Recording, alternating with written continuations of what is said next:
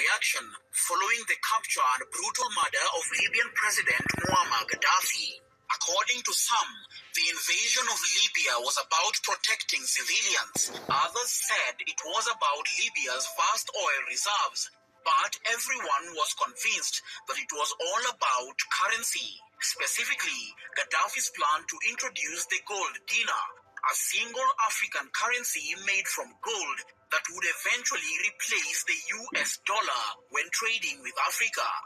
Many scholars have said that it's the kind of thing that one has to plan almost in secret and launch it when ready, because as soon as you say it, you'll have a bullseye on your back. You see, the world relies on the US dollar, giving America unparalleled economic dominance. Nearly 90% of all international currency transactions are in dollars. 60% of foreign exchange reserves are held in dollars, and almost 40% of the world's debt is issued in US dollars. This gives the United States extraordinary power over nearly anyone who imports or exports anything, anywhere. Hillary Clinton's victory lap was explained as mission accomplished for the US NATO intervention following reports of mass atrocities under Gaddafi's regime. It was later revealed that President Obama himself had asked his advisors to draw up options including a new military front in Libya, and the Defense Department was reportedly standing ready with the full spectrum of ground military operations required. Unless you plead temporary insanity, you have to recognize the double standards. There were several other parts of the region in the Middle East and North Africa which pretty much needed humanitarian support, but which the West either ignored or didn't really pay the same amount of attention to. And so the world watched as Western armies pummeled Libya with bombs with the pretext of humanitarian intervention.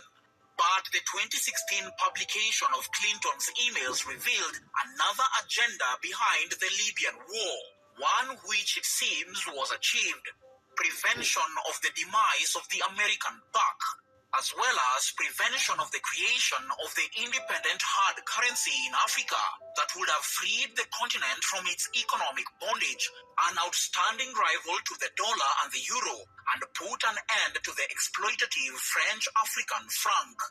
In the months leading up to the military intervention in 2011, Gaddafi called on African and Muslim nations to join together to create this new currency that would ensure they sell their oil and other natural resources around the world for only gold dinars. It is an idea that would have shifted the economic balance of the world, as countries' wealth would depend on how much gold they have, not how many US dollars they trade or stash. To give some quick context, it is banks, not governments, that create most of the money in Western economies. Originally, all currencies in the world reserves were in gold.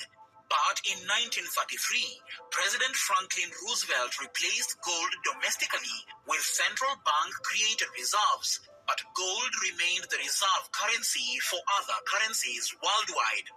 In 1944, the International Monetary Fund and the World Bank were created in Bretton Woods, New Hampshire, to unify this bank-created money system globally.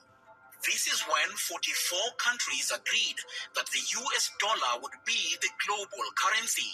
Effectively, this meant that the money supply was now created privately as debt at an interest. This system requires a continuous supply of debtors, and over the next half-century, most developing countries, mostly Africa, wound up in debt to the IMF. The loans came with strings attached, including structural adjustment programs that basically stagnated growth of their economies. Under the agreement, the US dollar was pegged to gold, while other global currencies were pegged to the US dollar. When the United States was no longer able to maintain the dollar's gold backing, in the 1970s, it made a quick deal with OPEC to back the dollar with oil, thus creating the petrodollar. It was President Richard Nixon that made the announcement in 1971 that the greenback would no longer be exchanged for gold, a move that was meant to cement U.S. dominance and boost economic growth for the superpower. This is the tricky part. Any other country that purchased oil from OPEC would have to exchange its currency into US dollars before completing the sale. Oil and later any natural resources were priced in US currency, not the currency of the countries where the resources come from. So if the dollar loses value, the natural resources also lose value. This system provided at least two immediate benefits to the United States. It increases global demand for US dollars, and it gives the United States the ability to buy oil and natural resources with a currency it can print at will.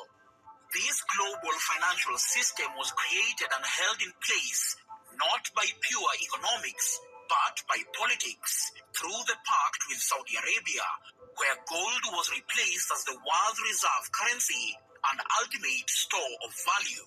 That position was taken by the US dollar. This meant that the ultimate store of value was transferred from gold to the US dollar. Back to Africa, in 2009, President Muammar Gaddafi was named chairman of the African Union, wresting control of a body he helped found and had long wanted to remake his Pan-African image. This doesn't mean that Gaddafi was the best guy on earth. Despite the unprecedented economic success in Libya, he ruled over the country with an iron fist and was accused of funding insurgencies in some African countries. But how he planned to use the post as chairman of the African Union was unclear to the West at the time. In the early 2000s, Gaddafi had tried to improve his relations with Western powers and Western companies by offering to open up key parts of the Libyan economy to foreign investment. Having witnessed the invasion of Iraq in 2003 and later publicly warning at an Arab League summit that America hanged Saddam and we might be next, Saddam Hussein in the year 2000 had announced that Iraqi oil would be traded in euros and not US dollars. We all know too well how that went. Swift sanctions were slapped on Iraq, an invasion, ouster and sentencing of Saddam, and widespread destruction of the country. Violent intervention in Iraq was not chiefly about the security of the people, as was claimed. It was about money and oil and the security of global banking. Gaddafi must have thought to himself that with the rest of Africa backing him, his fate would not be condemned to resemble Saddam Hussein's. Gaddafi was a strong supporter of a long-held dream of transforming Africa, divided by borders that were drawn arbitrarily by Western powers into a vast unified state that could play a powerful role in global affairs. He had repeatedly proposed immediate unity and the establishment of a single currency, army and passport for the entire continent. The last two perhaps weren't really a bother to Western interests, but the creation of a single gold-backed currency, alarm bells started ringing. Gaddafi's threatened attempt to establish an independent African currency was not taken lightly by Western interests, and their next moves illustrate the lengths the West will go to protect their interests.